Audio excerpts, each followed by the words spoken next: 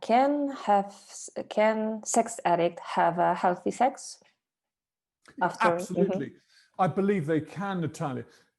I think what's one of the most difficult things for sex addicts, and especially if they are in relationship with someone, is that when they are discovered, let's say a wife discovers a husband has been using pornography, and maybe some dangerous pornography.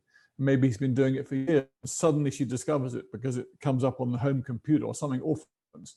Or worse, one of their children opens the computer and the pornography is right there. This is how people get caught. And by the way, can I just clarify one thing? I do keep saying the husband and the wife, emphasizing the husband as the sex addict. Women do struggle with sex addiction, but because it is considered so bad by society, very few women have the courage to talk about it. So most sex addicts are known to be men, because that's who gets busted. That's who comes in to help. That's who ends up in a treatment center seeking help. So I just want to clarify that women can struggle with sex addiction, but it is mostly men that that I certainly help. So yes, I think what has to happen is after a period of abstinence, the wife, who may be in shock, who may be suffering PTSD, it is now known and accepted psychologically that women suffer PTSD when they discover what husbands or boyfriends have been doing for some time, when their trust is destroyed, when everything they believed in is taken from them by default of the fact that they don't feel enough, because why would my husband be seeing a prostitute? Surely that must mean I'm not good enough for him. Maybe if I wore something sexy tonight, maybe he wouldn't want to see the prostitute. It is nothing to do with the wife. It is all to do with what is going on inside the husband. And this is something that society has to start understanding. So that's why initially, after the initial discovery, is a very, very difficult time. Obviously, the sex addict is feeling a massive amount of shame, and sometimes it's feeling suicidal. They may have lost their job if that's what it's come to. And then there's the wife who's feeling terrified, frightened, insecure, who to turn to, embarrassed, full of shame herself. Her husband's been doing these awful things. She might suddenly see him as a monster. There's so many difficult moments you're going to have to go through. If the relationship survives and they both get the help they need, and I emphasize both, the female partners of sex addicts absolutely must get professional help. And the best organization I can recommend for that is one based in America called APSATS, which is APSATS. Type APSATS into Google and you'll find them. They're a specialist organization set up by an amazing lady called Barbara Stephens 20 years ago. And they specialize in helping the female partners of sex addicts. And that is the best organization who can help women who discover what's been going on maybe for 10 years. Once the discovery process has gone through and you've got the help, absolutely, I believe you can have healthy sex.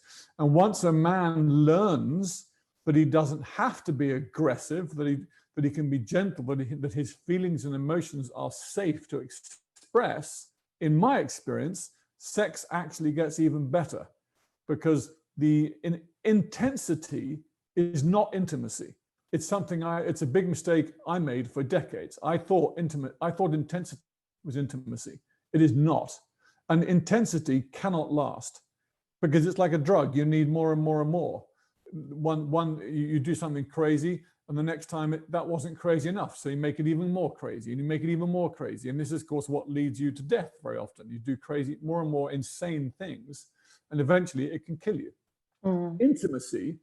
Intimacy, I gave a lecture, I've given a lecture twice this year at 2 different conferences about intimacy.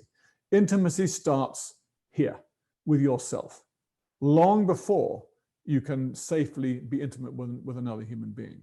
So yes, I do believe that a sex addict can end up having even better sex, but you've got to do the work, Natalia, and it is not easy. How long does it take to recover it? How long is the piece of string, Natalia? I've got long arms. I'm a very tall man. It's a journey, Natalia. Every single person is going to be different. I have had some clients who've come to see me for 2 or 3 sessions, and I've been able to help them see things because they were ready to see it. I've had other clients who've been coming who've seen me many, many times, and it takes a lot longer because they're not ready inside. They don't want to let go of this thing they've been using for so long that makes them feel safe. This is the problem, Natalia. Addiction actually helps on some level, or you wouldn't do it. People forget that.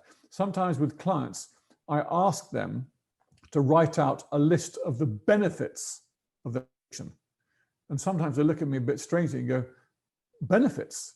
What benefits? And I go, well, you've been doing this for 20 years. It must have been helping you somehow. And when you actually think about it like that, you get them to, it's a brilliant exercise to start helping you understand why you were doing it. So I think it's a very, very powerful thing, a very necessary thing to break the cycle. Does that make sense? Yeah, totally. So what would you say to a person who is at the beginning of the journey and is at the stage of self-hatred, a lot of pain, a lot of fear, and also at the stage when addiction is really, really strong and really, really helps deal with that?